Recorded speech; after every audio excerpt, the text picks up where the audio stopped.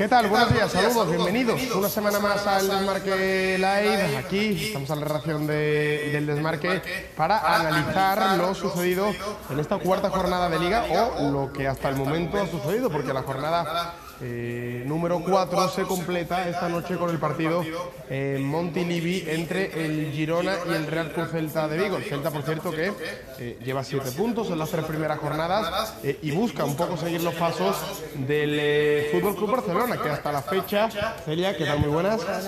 El Barcelona, que hasta la fecha es el único que ha conseguido sumar por victorias todos sus partidos. Le seguía el Real Madrid, pero bueno, este fin de semana el equipo de Lopetegui ha pinchado, así que de momento es el Barcelona el único equipo que sigue invicto en la Liga. Lleva 12 de 12 pleno. Y eso que el partido en un principio se le puso un poco cuesta arriba en el Nuevo Anoeta, que estrenaba estadio el equipo Chuyurdín. Bueno, pues efectivamente, partidos hubo partidos complicados, evidentemente, partidos bastante igualados. El sábado, esos encuentros en la zona alta de la tabla, jugó el Fútbol Club Barcelona en Anoeta, consiguió la victoria, pero tuvo que remontar, efectivamente. Luis Suárez y Dembélé volvió a ser clave en el partido de Barcelona. Recordemos que el jugador que tuvo tantas críticas el año pasado parece que este año está encontrando su sitio y su hueco en el 11 de Valverde, y ya lo hizo con el Valladolid, anotando el gol de la victoria, y aquí de nuevo en Anoeta pues ha vuelto a ser fundamental para la victoria azulgrana.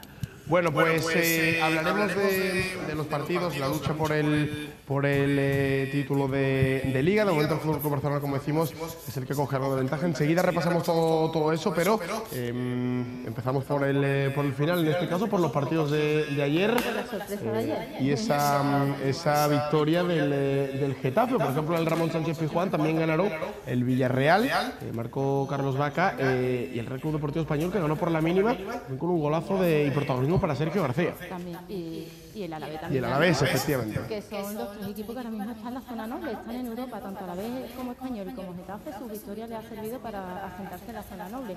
Bueno, pues empezamos por el último de la jornada, que fue la sorpresa en el Ramón Sánchez Pizjuán. Yo creo que pocas personas, pocos aficionados se esperaban una victoria bastante cómoda del conjunto de Bordalás, y bueno, fue un doblete de Ángel que sentenció el encuentro y dejó los 3 puntos para el conjunto azulón. Bueno, pues efectivamente ganó el equipo de Bordalás. Ganó el equipo de Bordalás 0-2 en el Ramón Sánchez Pizjuán. Un partido que también tuvo polémica con el VAR. Sí. Decisiones controvertidas, como por ejemplo la entrada de Yené. La entrada de Yené, que, bueno, vista las repeticiones, evidentemente es más roja que amarilla, bastante más roja que amarilla, porque además tiene suerte Roque Mesa, porque le podía haber provocado una lesión muy grave. Pues sí, tuvo bastante suerte.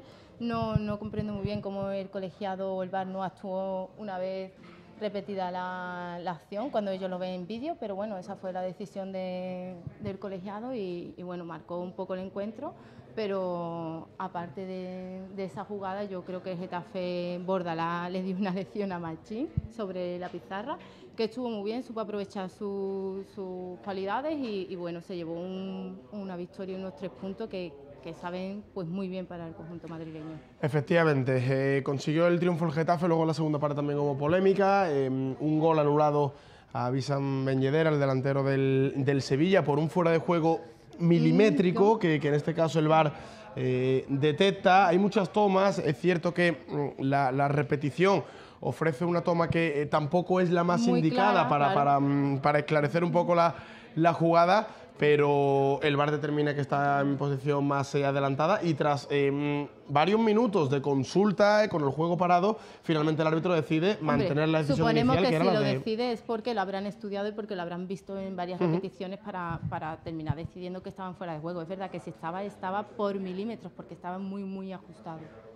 Bueno, pues otra acción polémica, y al final todo esto desembocó en un tiempo añadido de 9 minutos. Decía Bordalás que es la primera vez que veía, que no recordaba, ¿no?, un tiempo de prolongación tan amplio, pero que bueno, que luego se lo habían explicado y lo entendía, y que ya hay que acostumbrarse a esto. Ahora con la entrada del VAR en el fútbol español, pues evidentemente va a haber más interrupciones, va a haber un tiempo que se pierda en estas consultas de jugadas polémicas, así que esto va a afectar directamente al tiempo añadido. Sí, tardó muchísimo, pero bueno, yo creo que es la decisión correcta. Si hay que descontar 9 minutos porque se han perdido 9 minutos, pues bendito sea, y igualdad para todos. Pasan a la historia los tiempos añadidos de 2 y 3 minutos, sí, ¿no? Ya pasan a mejor vida. Como decía Celia, bueno, pues buen papel, ¿no?, de momento del Real Club Deportivo Español de Rubí. Y también del Deportivo Alavés, que ha empezado muy bien. En este caso logró otra victoria, en este caso en el campo de un recién ascendido como el Real Valladolid, que sigue sin ganar. Dejó muy buenas sensaciones, por ejemplo, contra el Fútbol Club Barcelona, pero necesita ya sacar puntos el equipo de Sergio. Pues sí, pero bueno, fue un partido un poco monótono y al final la balanza se decantó para el equipo que encontró la fortuna de cara al gol. Y en ese caso fue Ibai Gómez en el descuento, que bueno, que supuso la alegría de la afición babazorra en Zorrilla, que un campo histórico, como todos sabemos. Bueno, pues también tenemos que repasar, como decimos, lo que ocurrió el sábado. El sábado fue un día frenético, sobre todo, por ejemplo, ese Valencia-Betis, un partido que no tuvo goles, pero tuvo de todo, y perfectamente pudo tener algún que otro gol.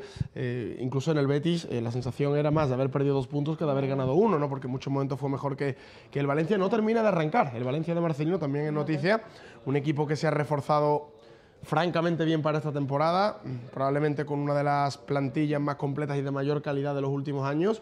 Sin embargo, en este arranque liguero le está costando mucho al equipo de Marcelino y empiezan los primeros síntomas de disconformidad en el estadio de Mestalla. Por cierto, también los hubo, y muchos, en el Ramón Sánchez Pizjuán. Y algo muy parecido también a lo que le está pasando al Atlético de Madrid, que es una de las plantillas mejor reforzadas, y ahí está. Este fin de semana volvió a tropezar y empató con el Eibar. Hubo pitos en el Sánchez Pizjuán y cánticos contra el presidente, contra Castro. En Mestalla también hubo nerviosismo de la gente. Quiero decir, evidentemente son 4 jornadas de liga y el Valencia todavía no ha conseguido la victoria, y creo que muestra síntomas de estar atascado, ¿no?, de no encontrar esa fluidez en el juego. Y lo que decíamos, el Atlético de Madrid volvió a pinchar, en este caso en casa. Es cierto que un partido en el que desaprovechó numerosas ocasiones de gol, pero lo que llama la atención de todo esto es escuchar pitos a Simeone, concretamente por ese cambio en el que quitaba a Rodri para dar entrada a Borja Garcés, que a la postre sería el que salvaba un punto para el Atlético. Del Atlético, exacto.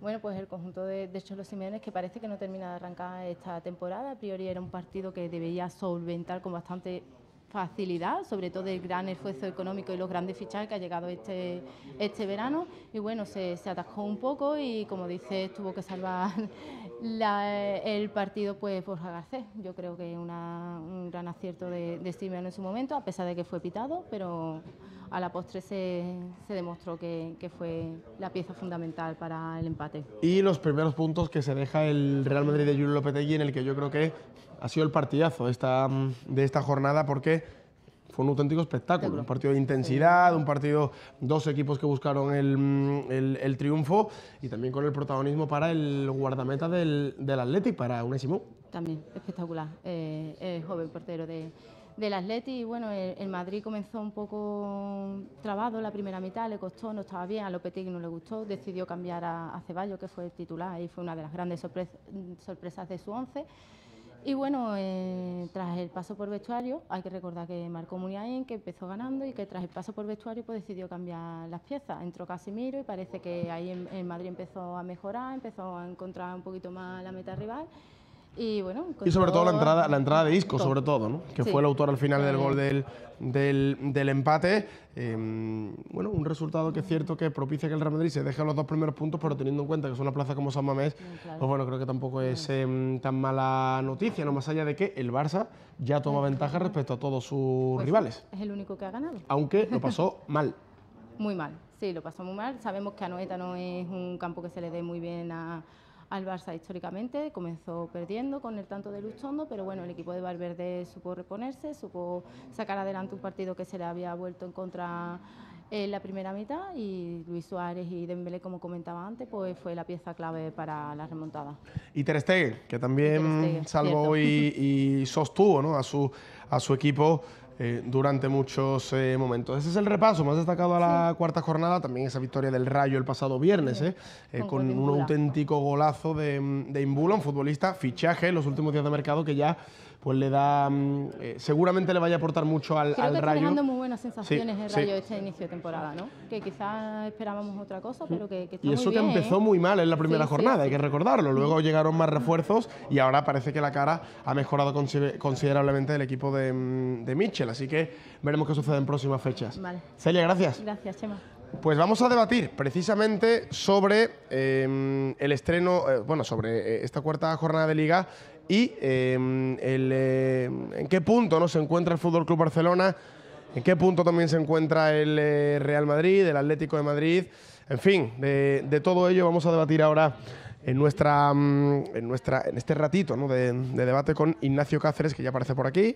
Muy buenas, Chema, ¿qué tal? ¿Qué tal, Ignacio? Muy buenas. Llega también Jesús Borrero, se incorpora al debate. Hola. Hola, Jesús, ¿qué tal? Muy buenas. Habría que cuadrarlo un poco mejor. Sentaros, Vale. sentaros. Estupendo. Ahí está.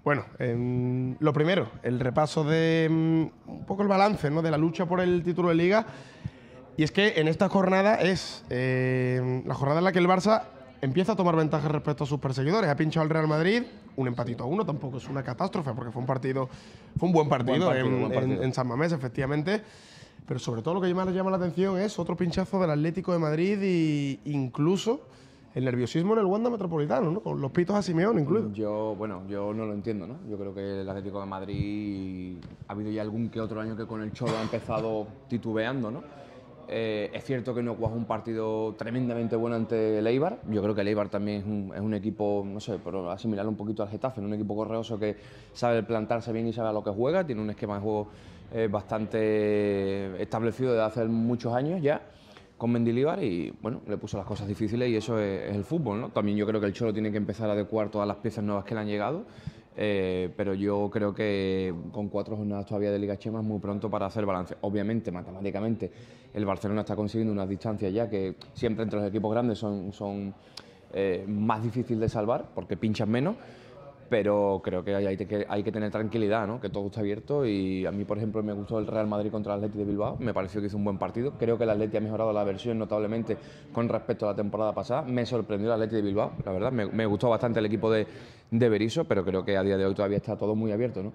De hecho, hay que decir que lo mismo que decir una cosa, también creo que hay que considerar la otra, ¿no? Es cierto que el Barcelona en esta jornada ya logra sacarle ventaja de 2 puntos al Real Madrid, pero también es cierto que las sensaciones del Real Madrid, a pesar de no haber ganado, no son del todo malas. Y creo que el Madrid jugó un buen partido, sobre todo una buena segunda parte. Creo que del triunfo del Barcelona en Anoeta, pues sí que igual hay que sacar muchos aspectos a mejorar por parte de Ernesto Valverde, ¿no? Sí, yo ayer yo creo que a pesar de que uno ganase el partido y el otro lo empatase, para mí claramente el Real Madrid hizo mejor partido en San Mamés que lo que hizo en el Nueva Anoeta el FC Barcelona, ¿no?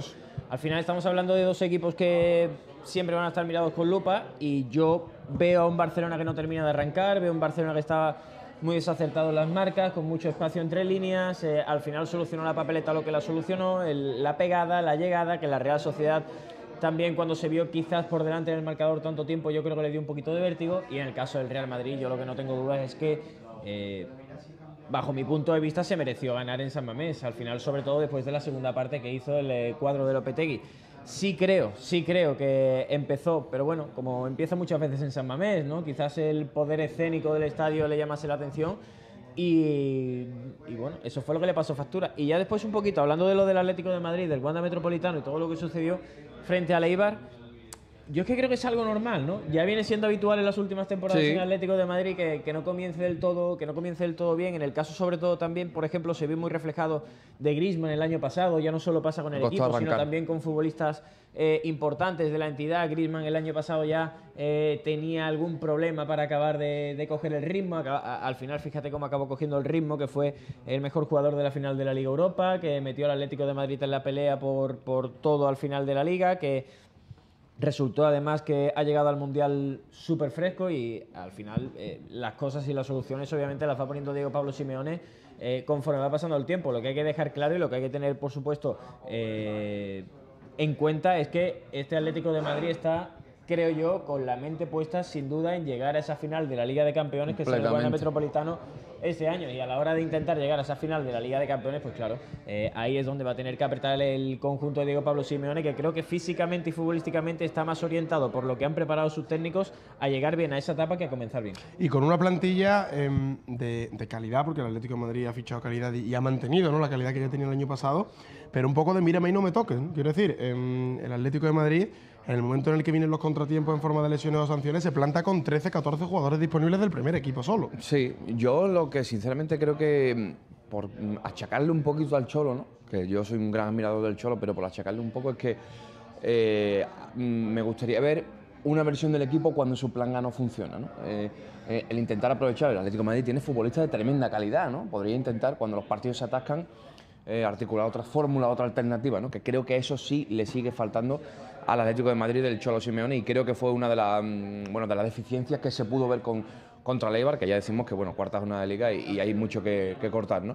Pero por ahí, por esa falta de plan B, y después yo creo que, como dice Jesús, se van a centrar muchísimo en la Liga de Campeones.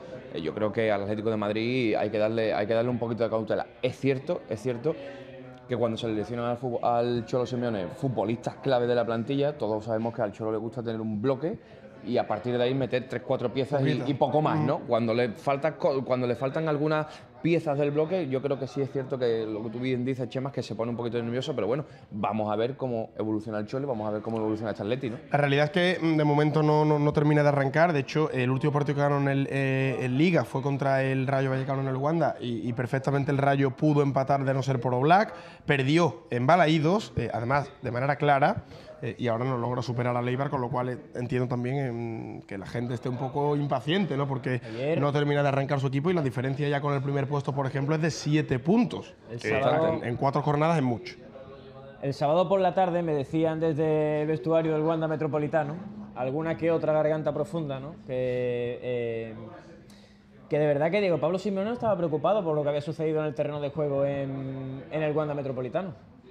Que ni mucho menos, que el discurso con el que llegó Diego Pablo Simeone al vestuario del estadio del Atlético de Madrid cuando acabó todo el partido fue un discurso de tranquilidad, de esto acaba de comenzar, y desde el vestuario del equipo rojiblanco obviamente insistían y tienen claro que el objetivo es terminar bien la temporada. Y fue el mismo discurso que manifestó ante los medios, quiero decir. Por eso te digo, y lo que no van a repetir bajo ningún concepto es la estupidez de caer eliminados en la fase de grupos de la Liga de Campeones. Eso sin duda, porque obviamente este año las finales en el Wanda Metropolitano. A todo esto, insisto, en el vestuario, una vez que terminaba el partido del Atlético de Madrid, desde el vestuario del Wanda Metropolitano, las cosas eran de discurso de tranquilidad, de ya hemos pasado por esto, ya nos han pitado, ya sabemos cómo funciona el asunto, vamos a centrarnos en lo que tenemos que centrar, y hay que decir que Diego Pablo Simeone también le explicó el cambio a Rodrigo, ¿no?, en el vestuario del Wanda Metropolitano. Se sentó con él, un cambio que fue muy silbado en el estadio, por cierto, el cambio de Rodrigo, y cuando fue silbado por salir el chico del que decía Simeone tiene olfato de gol y al final le acabó marcando gol, hay que decir que obviamente Rodrigo lo entendió como un cambio táctico, que no hay ningún tipo de problema, pero sí es cierto que, hombre, cuesta entender a la afición que un chico que está jugando bien, que lo está haciendo bien, pues resulta que al final lo cambian, ¿no? Porque al final prácticamente era el único que era a lo mejor capaz de darle salida a la pelota del equipo. Bueno, os quiero preguntar también si os sorprende el arranque, más allá, efectivamente el Atlético de Madrid es una de las sorpresas en lo negativo, pero hay más. Por ejemplo, el Valencia, que sigue sin ganar, sí. Y el Sevilla, que ayer en este caso, bueno, venía de perder el derbi, anteriormente empatar con el Villarreal y ahora derrota nuevamente en el Ramón Sánchez Pizjuán contra el Getafe. Yo creo que esos son un poco las decepciones, ¿no?, tras estas 4 primeras jornadas, por los objetivos y las aspiraciones y por la imagen que están mostrando, Atlético de Madrid, Valencia y Sevilla. Yendo por partes, voy a comenzar con el Valencia. Bueno, el partido del Valencia contra el Betis se encontró un buen Betis, ¿no? Más allá de todo eso... Sí, pero no ha ganado la jornada 4, exactamente, ¿no? Ha ganado. Más allá de todo eso, a mí el Valencia me transmite bastante menos que el año pasado. Yo el año pasado veía un equipo con bastante más intensidad. Creo que contra el Betis notó además demasiado la lesión de Condovia. Muchísimo. Creo que notó muchísimo la lesión de Condovia, perdió por completo el centro del campo y eso le añade pues la calidad que tiene el Betis en esa parcela. Yo creo que a partir de ahí el partido le costó muchísimo más, pero bueno, es cierto que Marcelino de momento no ha dado con la tecla, ¿no? Y vamos a ver cómo evoluciona el Valencia, porque ahora llega la exigencia de la Champions, después partido miércoles, domingo, sí, con rotaciones en la plantilla. Vamos y con a ver un grupo cómo, que es tremendo. Vamos a ver cómo maneja eso Marcelino, que creo que es fundamental para equipos que vuelven a la Champions después de varios años. Y en cuanto al Sevilla, bueno, el partido de ayer fue un auténtico desastre, ¿no? Yo creo que el partido del Getafe contra el Getafe fue buen partido del Getafe, por otra parte, buen partido del Getafe que supo manejar sus armas y cuajar lo que quería su entrenador. Y por otro lado, el Sevilla, yo creo que más allá de la planificación, que es debatible y todo lo que queramos, ¿no? Que ha bajado el nivel, yo creo que ayer el Sevilla pierde porque su entrenador, al igual que el día del derbi, vuelve a cometer varios errores, desde el 11 inicial hasta los cambios que hace en el partido, hasta cómo acaba el encuentro del Sevilla, con Quincy Promes, que no se entiende que acabe de carrilero izquierdo, acabar el partido con 3 centrales después de ir perdiendo 0-2, no sé, yo creo que, como decíamos con el Cholo, hay que tener planes B, y ayer Machín demostró que no tenía plan B para el Sevilla. Yo digo una cosa en cuanto a la gente se enfrenta al Getafe, ¿no? Estamos viendo que la gente a lo mejor se enfrenta al Betis y sabe cómo juega el Betis. La gente se enfrenta al Madrid y sabe cómo juega el Madrid. Y cambia la manera o su filosofía de plantarse en el terreno de juego por enfrentarse a esos equipos. Pero después la gente se enfrenta al Getafe, que sabe cómo juega el Getafe y siempre le plantea el mismo tipo de fútbol. Es decir, si el Betis, que juega abierto, sabe que el Getafe no va a cambiar su manera de jugar, y jugándole abierto y creándole las ocasiones y yéndose muy arriba, le va a provocar muchos espacios y le va a provocar muchas posibilidades de contragolpe, no entiendo por qué equipos como el Betis no le cambian su manera de jugar para enfrentarse al Getafe, ¿no? Es algo que no entiendo, porque el equipo pequeño es capaz de cambiar su filosofía de jugar para enfrentarse al grande y sorprenderle, y cómo no el grande, en muchas ocasiones, porque al final de lo que se trata es de ganar el partido, no sorprende, ¿no? Me llama la atención, sobre todo porque todo el mundo sabe cómo juega este Getafe de Bordalás, que no es algo desconocido. Bueno, la gente principalmente habla de culpa la planificación. Por ejemplo, José Vergel nos dice a través de Facebook Live que no quiere ser pesimista, le damos los buenos días evidentemente, no quiere ser pesimista, pero que el Sevilla este año dice que lo va a pasar muy mal, porque hay muy mala planificación, y sobre todo el foco está centrado en Pepe Castro, el presidente, dice mala que... planificación, pero el Sevilla con la plantilla que tiene o con el 11 que presenta le tiene que ganar al Getafe, ¿no? Sigue teniendo mejor equipo que el Getafe. Por supuesto. ¿No? Entonces ayer el Sevilla, por mucha planificación que haya, es superior al Getafe en todas las líneas, tiene que demostrarlo en el campo, y ayer el entrenador se equivoca, más allá de que había jugadores que estuvieron muy desacertados en acciones individuales, pero yo creo que el entrenador se equivoca en muchísimas cosas que después analizaremos también. El Sevilla jugó ayer 100 minutos de partido, no fue capaz de meter un gol, aquí fallan muchas cosas, dice José Vergel, bueno, es cierto, no hubo 10 minutos, hubo 9 minutos de descuento, y es cierto que en la segunda parte era un constante quiero y no puedo. Hay que decir también que ayer el Sevilla sale de verdad otra vez perjudicado por el VAR, yo no sé ya si por los goles en fuera de juego o por alguna que otra decisión, pues pero única sobre que todo clara por es la expulsión de Yené, que es roja clarísima, y yo de verdad no entiendo cómo desde arriba, desde el VAR, eso no se le consulta al árbitro.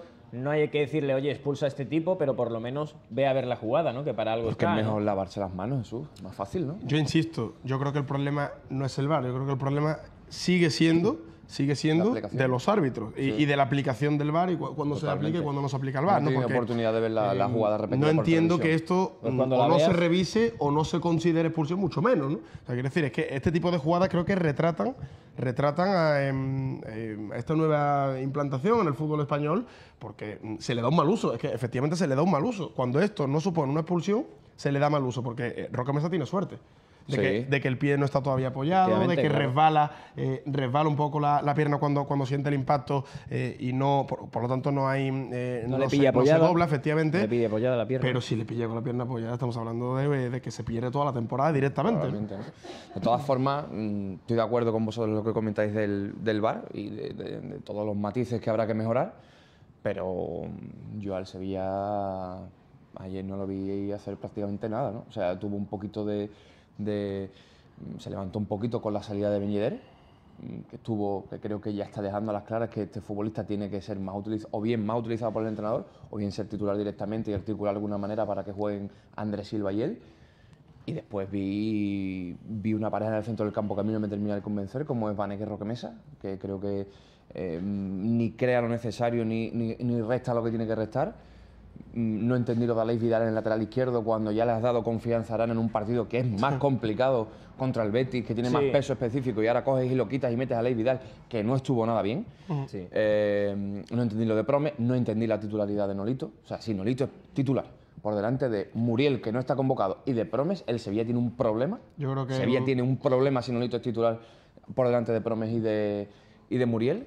Y muchas cosas que tiene que arreglar el entrenador. A mí, sobre todo, yo me escama mucho en la situación de Ben Yedder, ¿no? Y me escama sobre todo porque yo escuché una explicación de Joaquín Caparrós absolutamente espectacular y además muy lógica y muy razonada acerca de Ben Yedder, ¿no? Si el Sevilla mira únicamente los números de Wissam Ben Yedder con el club, tapa el nombre, este no es Ben Yedder, el Sevilla seguramente iría al mercado por ese futbolista a gastarse 40 o 30 millones de euros. Pues no entiendo, si el director deportivo piensa de esa manera, ¿cómo? No sé, entiendo que en una charla de fútbol debe sentarse con el entrenador y al menos darle la idea al entrenador de, oye, prueba esto, porque al final, de una manera o de otra, el año pasado con Stuani y Portu jugaba con un delantero que puede ser algo más referencia, como Andrés Silva, y después uno que esté purulando por ahí alrededor, como era Portu, y en este caso puede ser Ben Yedder, porque hay que decir, la auténtica realidad es el futbolista del equipo con más gol. Es que eso es innegable. Y al que tiene más gol hay que ponerlo. El año pasado quizás había gente que no estaba convencida con Loren en el Betis, pero era el que metía los goles. Hay gente que dice, Rubén Castro en la mejor época del Betis, Rubén Castro no participaba del fútbol, pero era el que metía los goles. Pues en este caso lo mismo. Luego hablaremos más del Sevilla más detalladamente. Aquí lo dejamos por el momento.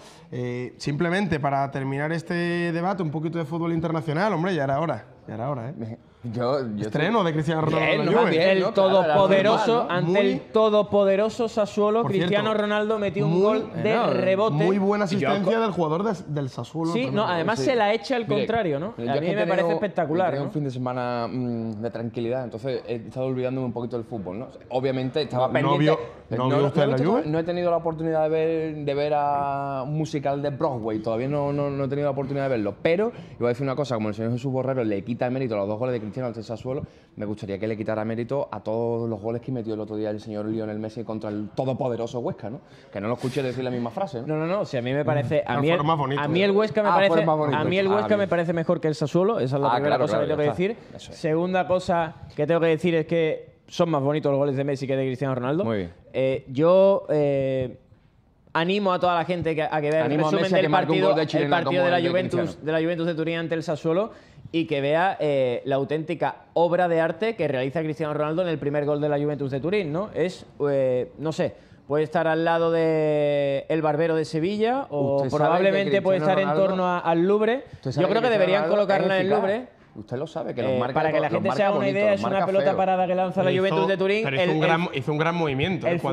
Cuando despeja el defensa, hace un gran movimiento. El futbolista contrario, el futbolista del otro equipo, le da con la cabeza rematando sobre su portería, da en el palo y Cristiano Ronaldo, ante la friolera cantidad de 38 centímetros de la línea de gol, la empuja, ¿no?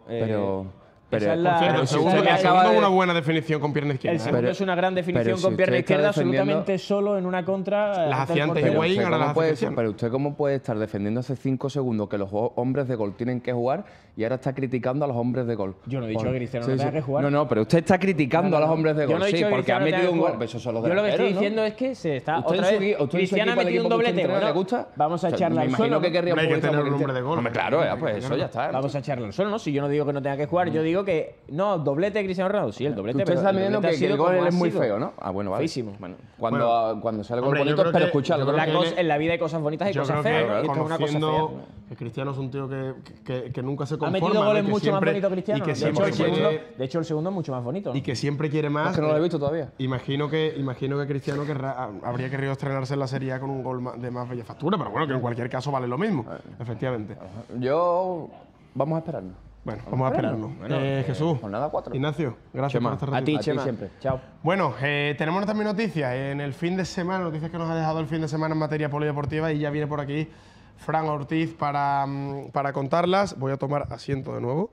Llega Fran Ortiz. Hola Fran, ¿qué tal? Muy buenas. Hola, ¿qué tal? Muy buenas, Chema. Bueno, ya era un palo que nos llegaba desde Estados Unidos, concretamente en el Abierto de Estados Unidos, con la baja de Rafael Nadal, la lesión de Rafa Nadal que lo obligó a retirarse por consiguiente a perderse esta eliminatoria de semifinales de la Copa Davis ante Francia. Esto ya era un palo y lo que ha sucedido el fin de semana pues lo ha terminado de confirmar, ¿no? Sí. Caímos. Bueno, era muy importante, ¿no?, la presencia del Manacorí en estas semifinales de Copa Davis, porque evidentemente España tenía mucho en juego, ¿no? Ni nada más y nada menos que la final, ¿no?, de este torneo en el que últimamente tantas alegrías nos ha dado. Finalmente no pudo ser, se perdió 3-2, aunque realmente la eliminatoria ya venía decidida del día anterior, porque esos dos últimos puntos que ganó España no le servían evidentemente para contrarrestar los 3 primeros que había ganado Francia en el día inicial del torneo. Pablo Carreño perdió el primer partido, también Roberto Bautista cayó en el segundo, y en el definitivo partido de dobles la pareja francesa arrolló prácticamente a Feliciano López y a Marcel Granollers, que eran la pareja española que se ponía en liza.